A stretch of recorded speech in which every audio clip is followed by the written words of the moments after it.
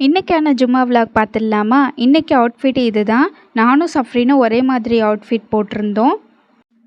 எப்போவுமே டைம் கிடைக்காது, வீட்டிலே தொழுதுருவோம். இன்றைக்கி கொஞ்சம் டைம் கிடைச்சனால நானும் சஃப்ரினும் பள்ளிவாசல் போய் தொழுகலான்னு போயிருந்தோம். வீட்டில் தொழுகிறத விட நம்ம பள்ளிவாசல் போய் தொழுகும் போது மைண்டு ரொம்ப ரிலாக்ஸாக இருக்கும். அது மட்டும் இல்லை, நன்மையும் கூட. இன்றைக்கான பயான் தலைப்பு பார்த்திங்கன்னா கவலைக்குரிய விஷயங்கள். பயான் சூப்பராக இருந்துச்சு. பயானோட லிங்க் வேணால் நான் கேப்ஷனில் கொடுக்குறேன், செக் பண்ணி பாருங்கள். தொழுதுட்டு வீட்டுக்கு வந்தாச்சு. இன்றைக்கி என்ன லஞ்ச் பார்த்திங்கன்னா கீ ரைஸ், கரியானோ, வெண்டிக்காய் பச்சடி செஞ்சுருந்தோம்.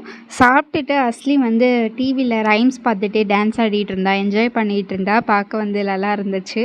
டான்ஸ் ஆடிட்டு இருந்தா.